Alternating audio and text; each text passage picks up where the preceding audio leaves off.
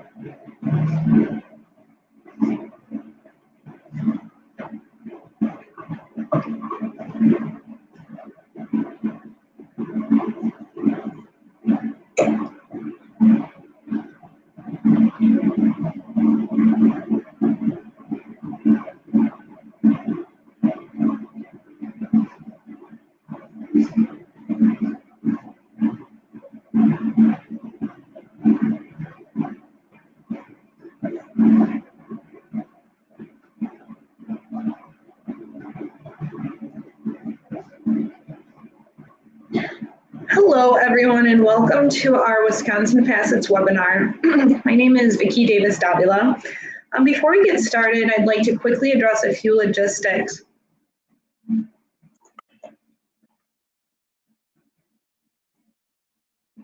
Everyone's audio is currently muted right now, so you don't need to worry about muting yourself.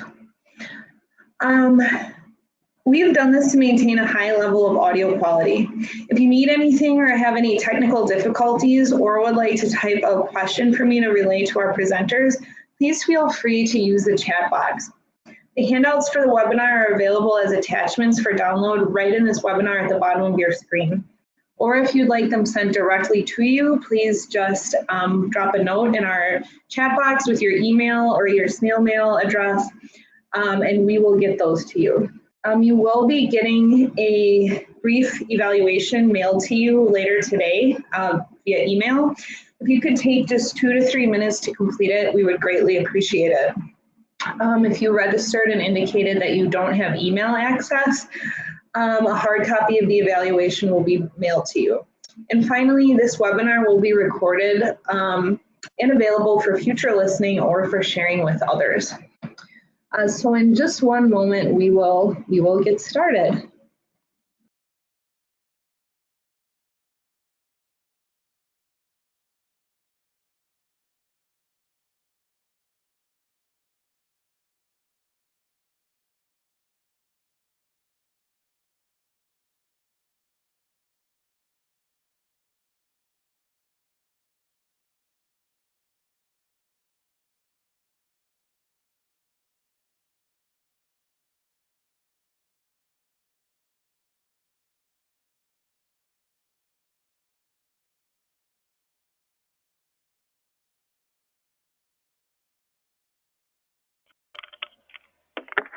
Okay, so welcome everyone. My name is Vicki Davis-Davila, and I'm the DPI Grants Coordinator here at Wisconsin Facet. One of the projects that we work on here is to make sure that families of children with disabilities are informed about their rights and their options for early intervention and transitioning from the preschool world into the special ed world. So that's what we're going to be discussing today. And if anyone has any questions for me that you would like to make sure you have answered today, go ahead and put those in the chat box. Or if you would like to share any information about your background or what you're hoping to gain, we'd love to hear your input. So today we're going to be talking about planning for the future. Especially the process of your child transitioning from birth to 3 into early childhood special education, or I should say community services. And we would like to help you understand the options that need to be considered. So to have smooth transition, it's really important to plan ahead. As your child nears his or her 3rd birthday, families face a tough time leaving services that they're already comfortable with and that they've helped to plan for their child.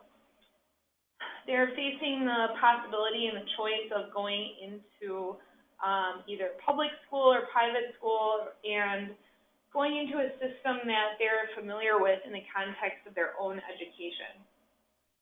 Some families really experience a lot of stress knowing that these services are going to change when their child turns 3. And all families have many questions about what are my hopes for my child? What are my expectations for my child now and in the future?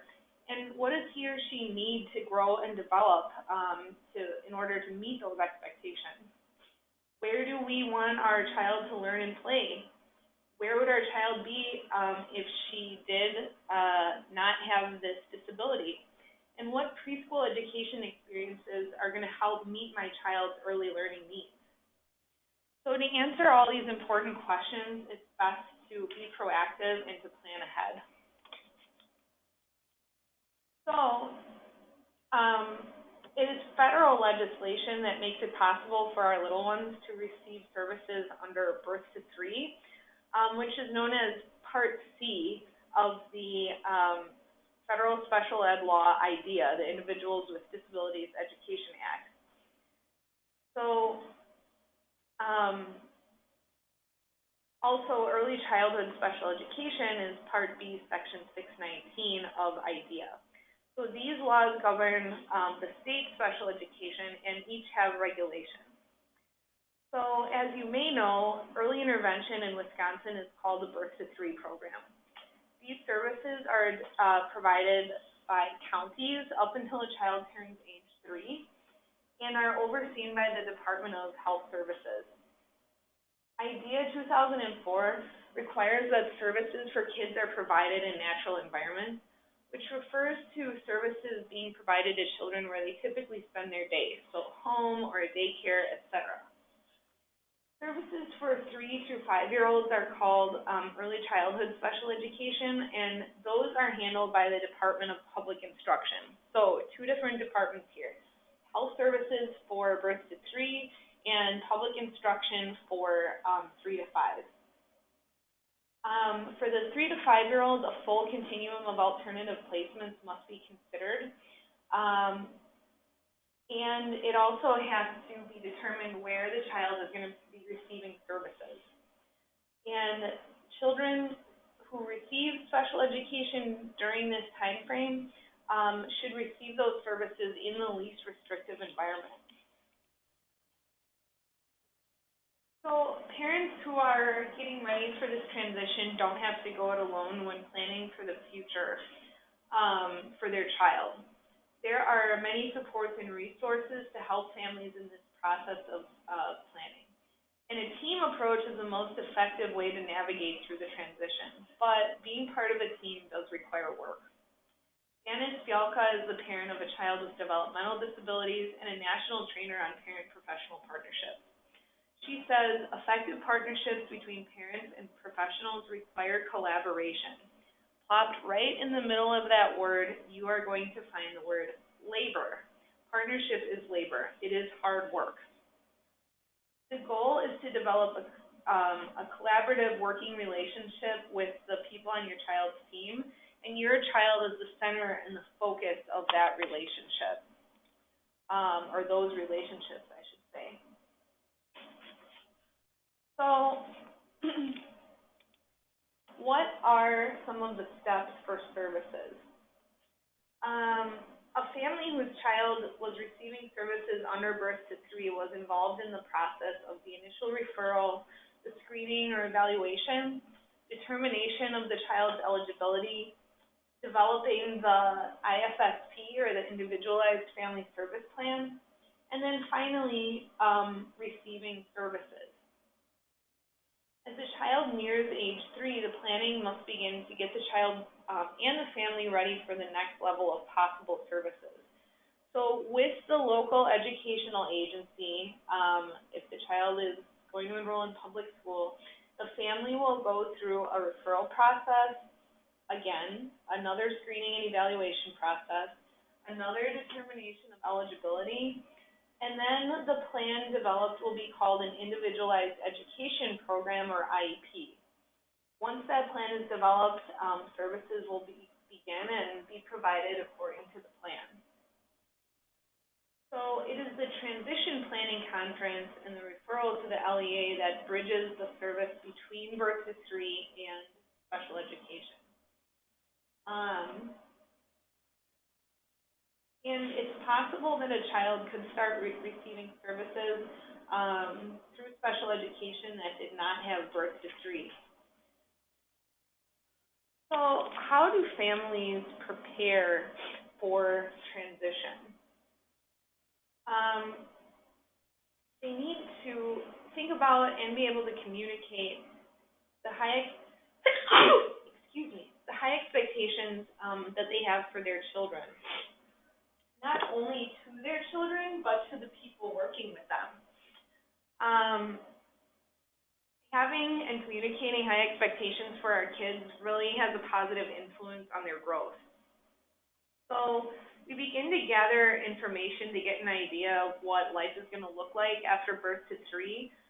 First by talking with others who know our child. So this could be extended family care providers, friends, parents who've gone through the process, your birth to 3 program service coordinator, people at your child's daycare, whoever that may be.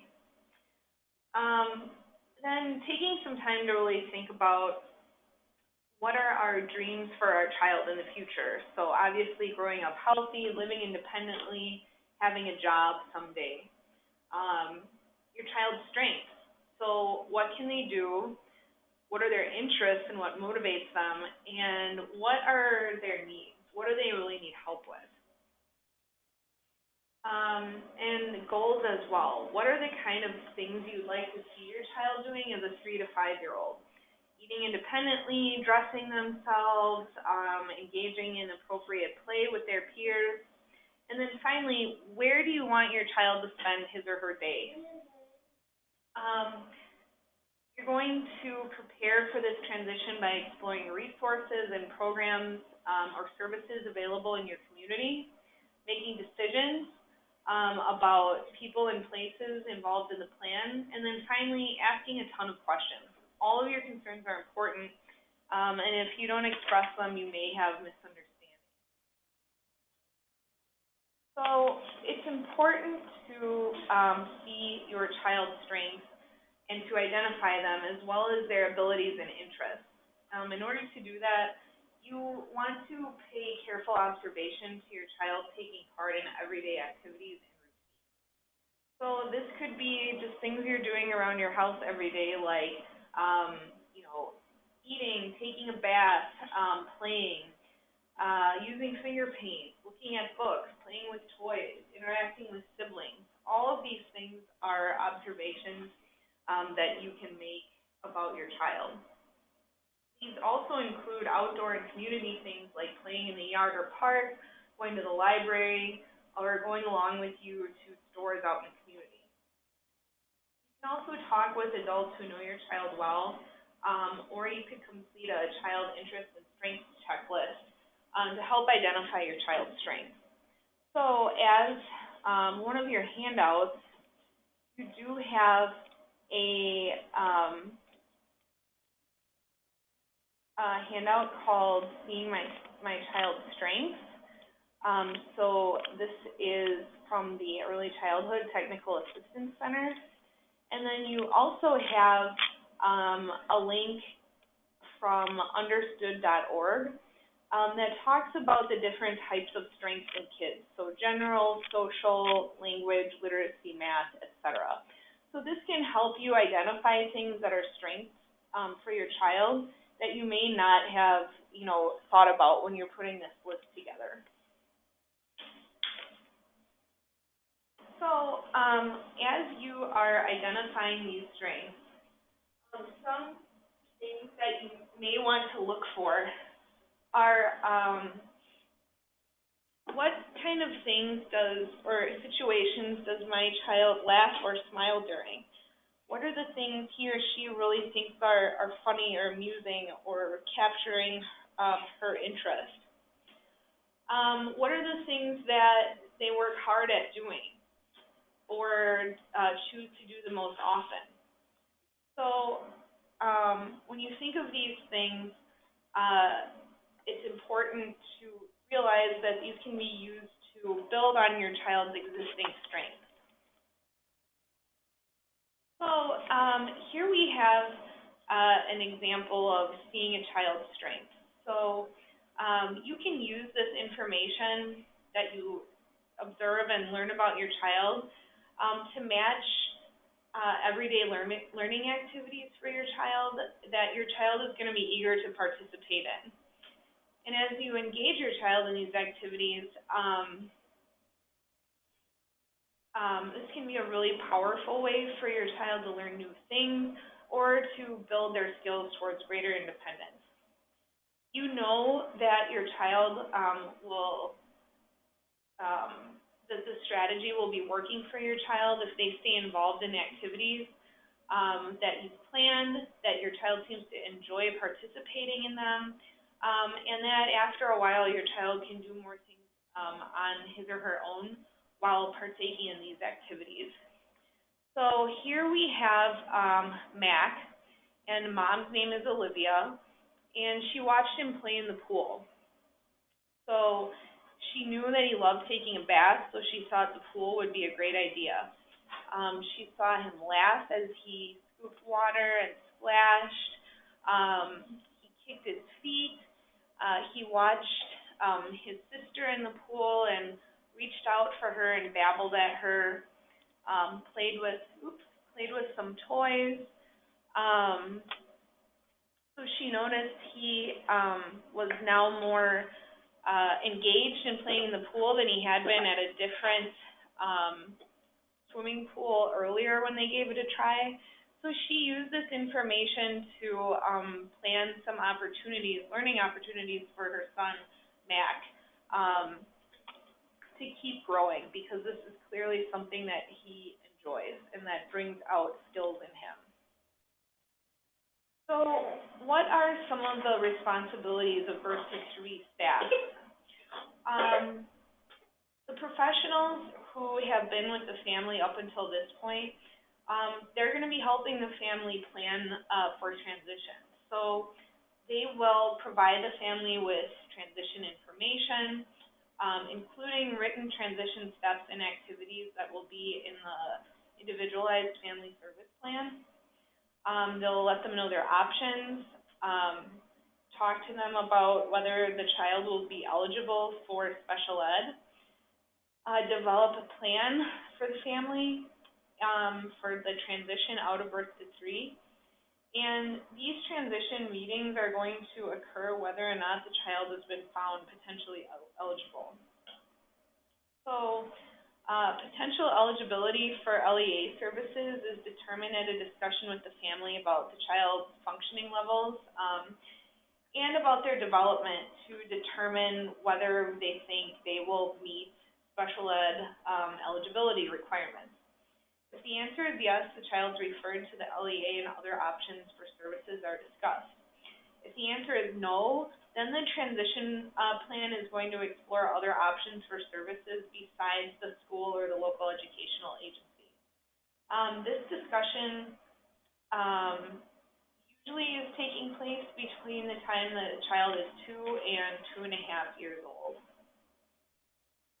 So on this next slide here, we have kind of a timeline that goes from initial entry into the Birth to 3 program and shows what's happening from 2 years and 3 months, so the LEA notification, then the process of determining eligibility, having the transition planning conference, and the referral, and then finally at age 3 leaving the Birth to 3 program. So this chart is helpful to keep those timelines in mind. And as you can see, the transitioning planning conference does have to take at least 90 days before, but not more than 9 months before your child turns 3. So that's that 2 years and 9 months mark. So the referral to the local educational agency is required for any child who's determined to be potentially eligible for services. What does a referral mean? It means that the LEA is notified of the child's name, birth date, parent contact information, and that the child has been determined potentially eligible. The date that the referral is received by the LEA begins the timeline. So families will choose whether or not additional information is sent to the LEA by consenting to release additional information by signing a release form, if that's the way that they choose to proceed. If a family does not agree with the decision regarding the potential eligibility for services, they do have the right to dispute the decision. If the referral is sent per requirements, the family does not want to have their child participate in school services, this is the time where they can say no to the LEA. They do this by documenting no consent on the consent to conduct evaluations form that the LEA is going to send to them. So all of the work being done on the part of families and the Birth to 3 professionals culminate in a transition planning conference. But when exactly will this be and what will it do? So as long as the parents agree, it occurs. And as we mentioned, it needs to take place between 2 years, 3 months and 2 years and 9 months. And obviously before the child turns 3. So IDEA states that the local education agency participates in the conference, which is arranged by birth to 3.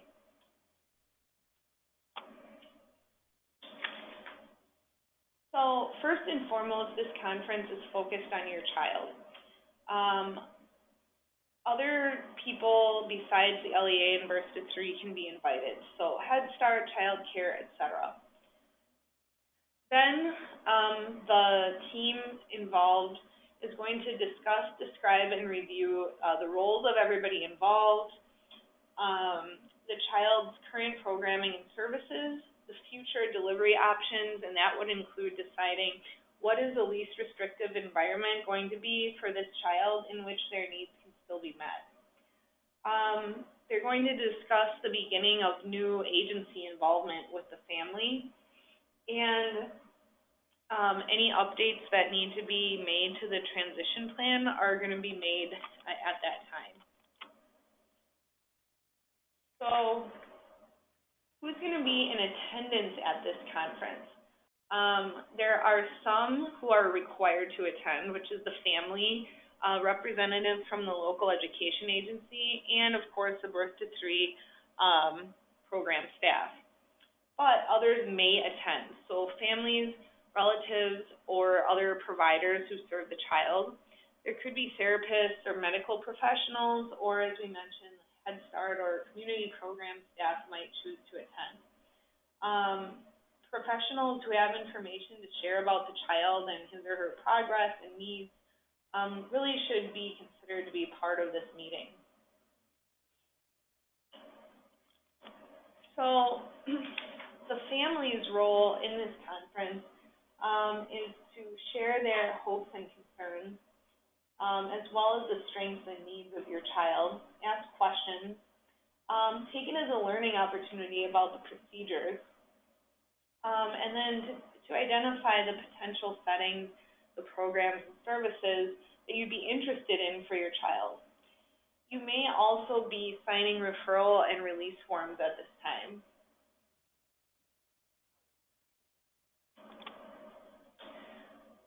The school's role at this meeting is going to be, first of all, listening to the input given by the family about the concerns and the goals for the child. They will share an overview of the referral process, the IEP development process, and eligibility, as well as placement options. It's also required that parents are informed of their rights under the special education law.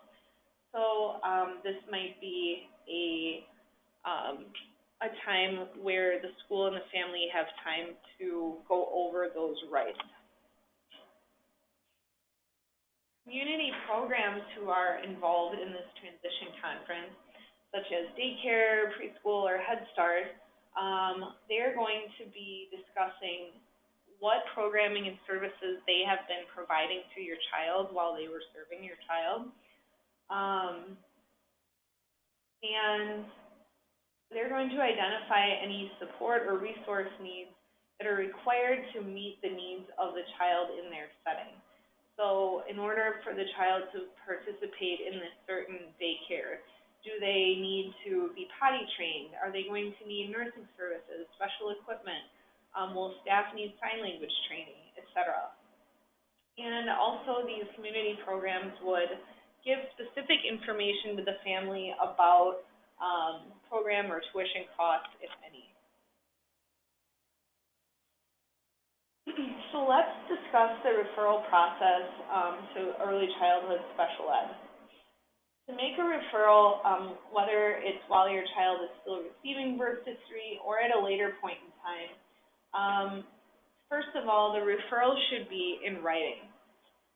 It can be a letter written by the parent. It could be a referral form that is submitted by birth to 3, or a referral form used by the school district. But whatever method you choose to use, you should definitely keep a copy. Anyone can make a referral to special education at any time. Wisconsin Facets, as well as WISPE, which is the Wisconsin Statewide Parent Educator Initiative, can help you to create a parent record file as an organizational tool to help you organize all the information about your child as you go into this process. If the family decides that the referral is not appropriate at this time, then the IFSP can include information about how you could do the referral later, and also should include that the school has been informed of your decision not to do a referral at this time. So what is the timeline? For IDEA 2004, the timeline is 60 days from assigned consent to evaluate, and then 30 days to have an IEP developed and placement determined. So state law also conforms with the federal law on this topic. Exceptions to the 60-day timeline are allowed when the child's parent repeatedly fails or refuses to produce the child for an evaluation, or if the child has transferred to a different school after the 60-day period began, and before the previous school completed the evaluation, as long as the new school is making sufficient progress to complete the evaluation completely. And the parents and the new school should agree to a timeline for the evaluation to be completed. Extensions are only supposed to be granted in those situations that I've noted. So, and within 15 days of receiving that referral, the LEA has to send the request for consent to the parents. And the other option at that time would be to let the parents know that no evaluation would be needed at that time. So as one of your handouts, you do have the DPI Bulletin 6.01, and also you can refer to special education in plain language. We did not attach that as a handout, but if you Google it, you will find it online. So, again, here is the slide talking about the 60-day timeline regarding determining whether the child has a disability, which includes the evaluation process. And then, after an eligibility determination has been made, there's a 30-day period to develop an IEP and to determine the child's educational placement. So, and that's 30 calendar days. So here's a chart that will help you visualize the timeline that we discussed in the previous slides. So the 15-day period, by the way, is not intended to lengthen the process, but just to provide a time frame to complete a review of the existing information and to let the parent know the determination of whether additional testing is needed. So again, if you're a visual learner, this timeline will help you not only include the transition from birth to 3, but also the special ed evaluation and IEP development process. So, in a perfect system, the intent would be that there are no gaps in service from the time the child ends birth to 3 until the beginning of early childhood special education. However, unlike birth to 3, which is year-round, early childhood special ed is available only during the school year and possibly on an extended school year basis. So generally, children who turn 3 during the school year begin school when they turn 3. But when the birthday happens in late spring or over the summer, that can pose some challenges as to how to appropriately transition. So it's going to take some creative planning on the part of the team to determine how the child will be best supported transitioning into early childhood education. So some possible scenarios might be that the child could leave birth to 3 earlier in the spring to begin services in the school before the end of the year.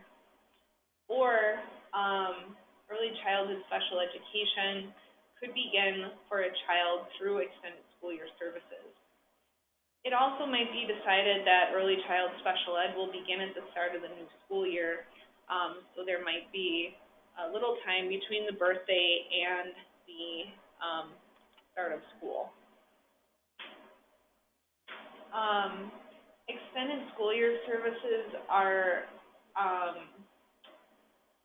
one of the components of special education that can be provided beyond the limits of the school term.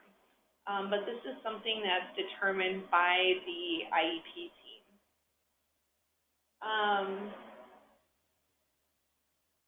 So the LEA must have the IEP in effect by the child's 3rd birthday. So LEAs and county birth to 3s have found it helpful to enter into agreements. So they make sure that this referral process is done timely and that it's done as seamlessly as possible.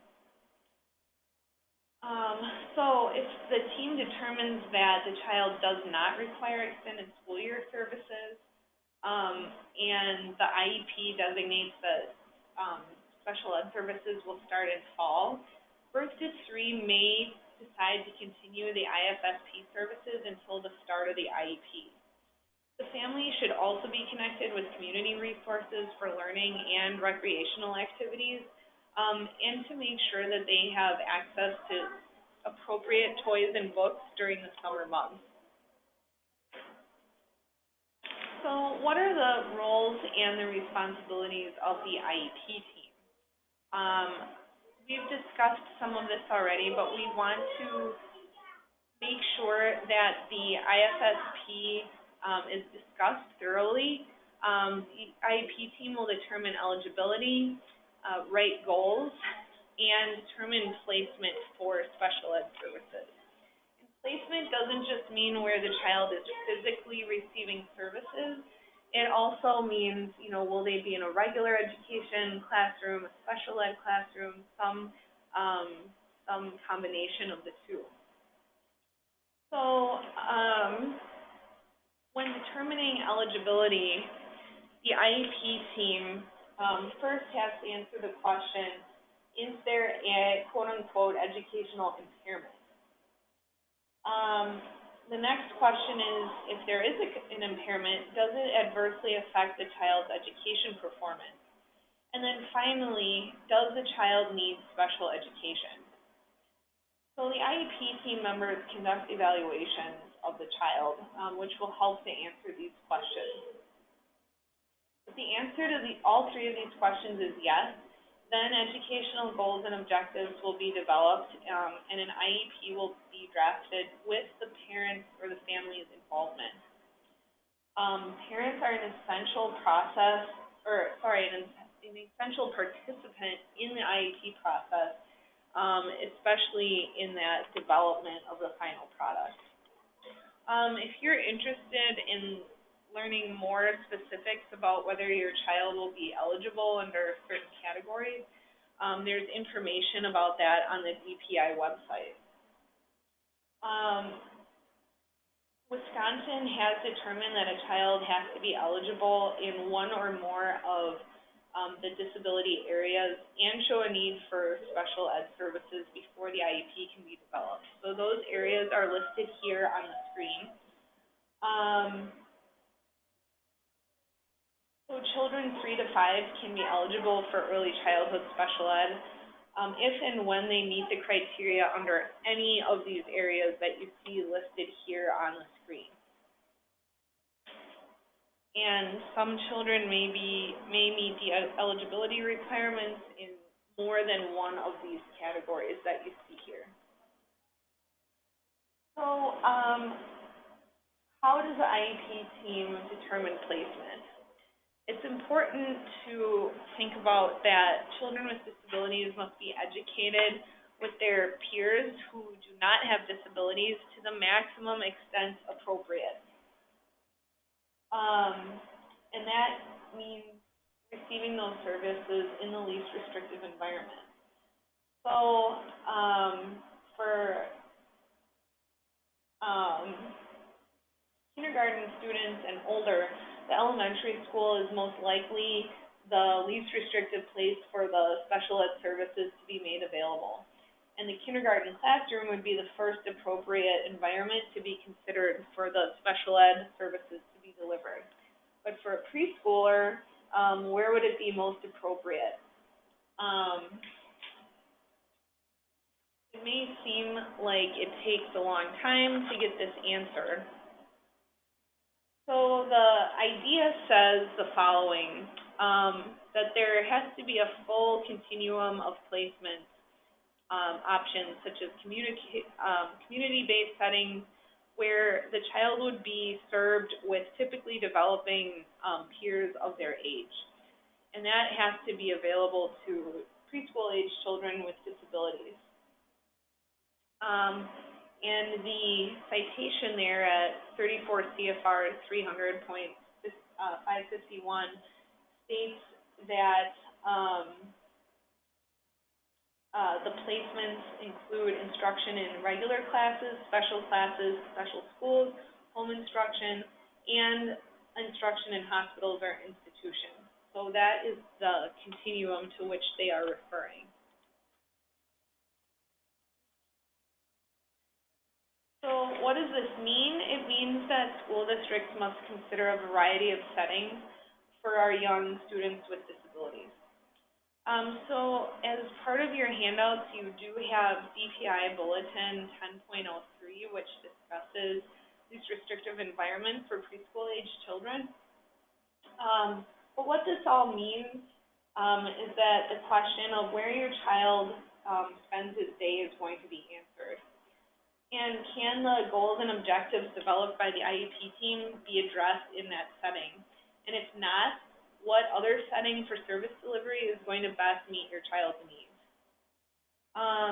So in order to make that decision, you must take into consideration what activities are age appropriate, what is the general curriculum, and what are the opportunities to interact with typically developing similar age peers. So, again, this full continuum could mean regular education, which is designed for and serving 50% or more kids without disabilities, separate classes, separate schools, residential settings, home or service provider locations, or any combination of the above. So, research from several different studies supports offering a variety of options for educational settings. So in the findings of the Individuals with Disabilities Education Act, Congress stated that almost 30 years of research and experience has demonstrated that the education of children with disabilities can be made more effective by having high expectations for such children and ensuring their access to the general ed curriculum in the regular classroom programs to the maximum extent possible in order to meet developmental goals and to the maximum extent possible the challenging expectations that have been established for all children. So children with disabilities, including those with the most significant disabilities and the highest needs, can make significant developmental and learning progress when they're in inclusive settings. So some studies have shown that kids with disabilities who are being served in inclusive settings experience greater cognitive development and communication development than kids who were in separate settings. And this finding was particularly apparent among kids with more significant disabilities. Furthermore, kids with disabilities tend to have similar levels of engagement as their typically developing peers when they're in inclusive settings, and they're more likely to practice newly acquired skills when they're in an inclusive setting versus being in a separate setting. Also, children's growth and learning are related to their peer skills, so that's true for all children, but the effects are most pronounced for children with disabilities. So other benefits of inclusive setting says that kids with disabilities in general ed classes tend to have fewer days absent. They have higher test scores in reading and math. They spend more time in general education, and that spending that time has a higher probability of employment later in life, as well as higher earnings. There's also a demonstration of stronger social emotional skills than their peers. And these social benefits are robust, and they continue well into elementary school and even beyond that. They demonstrate more social interactions with peers with and without disabilities. They have larger friend networks and are generally more socially competent. So as you can see, there are myriad benefits to children with disabilities receiving their services in inclusive settings. These developmental benefits of early childhood inclusion can be lost if the child is later placed in separate settings. However, being placed in an inclusive setting after early childhood can sustain these developmental gains. And finally, children without disabilities benefit from inclusive early childhood programs. So studies indicate that typically developing children show positive developmental, social, and attitudinal outcomes from being in inclusive settings. They have more empathy and compassion. They develop a better understanding of diversity and disability as concepts, and that's apparent even at a young age. So many positive developments from children starting out their early childhood in inclusive settings. And once we get to the end of this video, the Department of Public Instruction Early Childhood team has just put out an amazing video about inclusive early childhood learning environments. So I will share with you how to get to that video and watch it. It's really informative and shows a school district practicing this inclusive learning environment.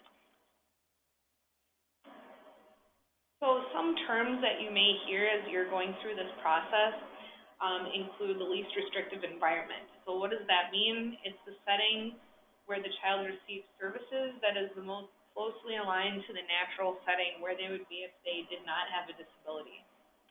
Preschool inclusion means that the child is receiving services in an inclusive setting with non-disabled peers.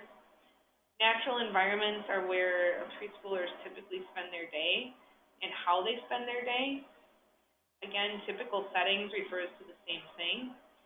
Age-appropriate settings refers to where the program is located or housed and whether it's appropriate for preschoolers. Routine-based interventions include providing services during the routines of the day and teachable moments. And also the idea that related services need not be provided in a separate setting. So maybe OT or speech or PT are delivered right in that part of the child's routine day. And then itinerant services to a preschool setting would be where a teacher or a therapist meets the child where they're at versus the child going off-site. So there's no one correct way to deliver these special ed services. Everyone's plan is going to be unique to their individual child and their needs and the services available in their community. So family norms and community norms are also going to be reflected when these plans are being developed for kids. So we've spent a pretty good amount of time discussing what the IEP team must consider. So let's take a look at what some of these inclusive settings might look like. So, Wisconsin as a state began early childhood special ed before the Individual with Disabilities Education Act mandated services for young children. A structure was formed serving young children in school-based special ed classrooms. So we've been talking about an array of options. Wisconsin is continually moving forward and encouraging communities to increase the number of educational settings and to serve children in environments other than early childhood classrooms. So we're seeing services for young children being provided in general ed settings like kindergartens, Title I preschools, daycares, or Head Start, but also in special ed classrooms, in the home, and sometimes in residential facilities or separate schools. Residential facilities and separate school buildings are things that we see less and less frequently. So the IEP team, including the family, ultimately determines the services and the setting and the location, which is the placement, that are going to best serve your child's needs.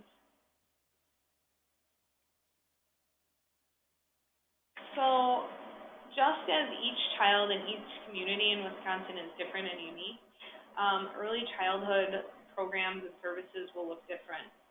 And that's going to be based on the child's needs, the family's needs and values, the interagency agreement between the school district and the county, the dynamics and culture of the community as a whole, and again, as I mentioned, what's available in the community.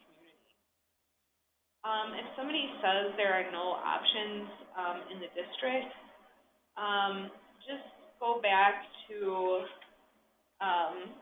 earlier slide to talk about the different possible settings and talk about how the IEP team can consider those settings when determining placement. So it happens one child at a time.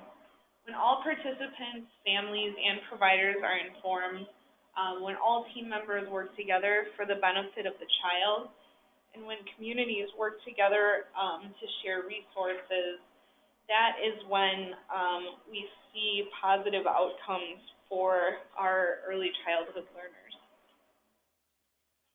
So I'd like to share some resources with you. We have the links here for Wisconsin Facet and WISBE.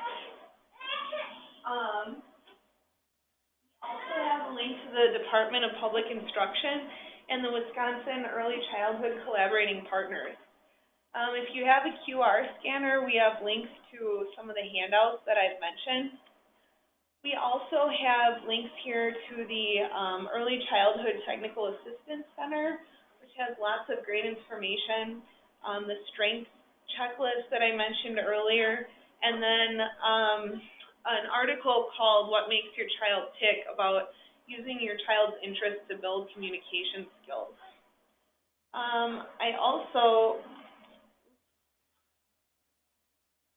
There's also a handout included that you might be interested in, which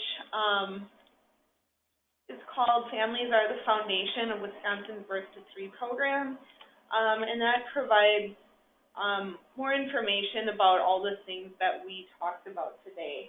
So you might be interested in checking out that document.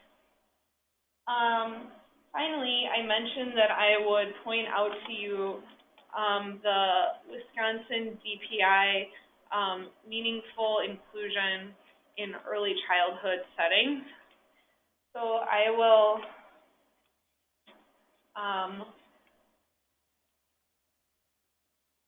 pull that up for you here. And since we have a few minutes, I'm going to play the video. So before I do that, I will show you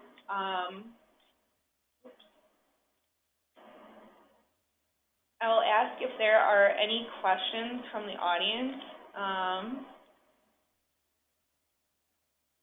I don't have anything in my question box or my chat box, so feel free to type anything there.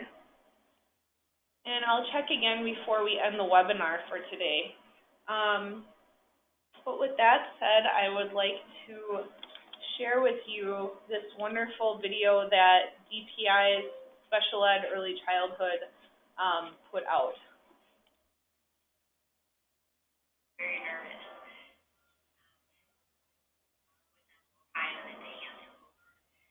Around you. Didn't know how you would fare in a classroom setting with all those typically developing kids, and then how you would understand those instructions and those lessons taught by the teachers.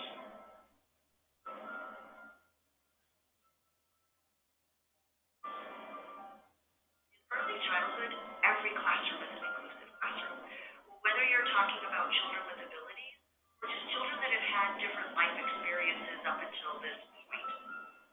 Look at your environment differently, and how is the environment accessible to every child? And how is your environment set up so that every child is getting exactly what they need? Our mission and vision statement are anchored in high expectations and outcomes for all students. So living that out at the early childhood level, that was the work. I think it all starts with that IEP process. So really having that evaluation team and the current team writing those functional goals and objectives. And services such as speech, all those can be embedded right within the classroom and the routines that we have. When you are an early childhood kid between 3 and 5 years old, you want to do what your friends are doing. And to have children, the expectation is they're going to sit and do one specific thing. At any given time that you choose doesn't always work out, but when it's an itinerant model, having those service providers coming into the environment, working with kids doing things that kids are naturally doing, is in the best interest of these. We have our kids that are the kids in child care, and then our kids with IEPs that were joining that group. So it kind of starting out to meeting those needs more individually, which has really turned into all that joint leadership. All kids belong, both Greg as a special ed teacher and therapists too. We all are a team for every child. Teachers learn from other teachers, and so when you have special education people in there, whether it's an OT or a PT or a speech person or just a special education teacher, they are modeling different behaviors or using different words that as the regular ed teacher you can listen and go, I may be able to use that with another child. He's engaged in class, he has relationships. Before we were like thinking maybe we're going to be there for the rest of our lives to support him with all the needs that he's got. But we are so happy to see that he can really do the things that he can do right now. Those skills have developed so much. He can truly create something wonderful and makes us very proud. I think what we know now is that there are more questions than there are answers, and to be open to every opportunity that you are given to learn and to develop always within the best interest of the child, and to give them those opportunities to show you what they need and to listen to them. Optimistic for his future. Worry a lot about what he's in, what he can pick on, how would his classroom environment be, but he has become quite popular at school. So he comes to class and I can't even tell you how many his true friendship, true relationship in class, and he brings a special good energy to the class.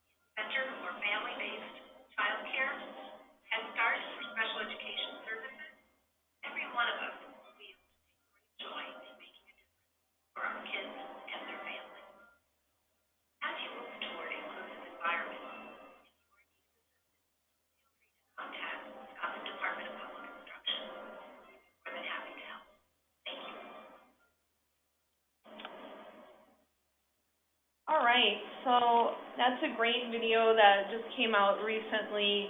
I think it shows wonderful examples from regular, special ed, and parent perspective.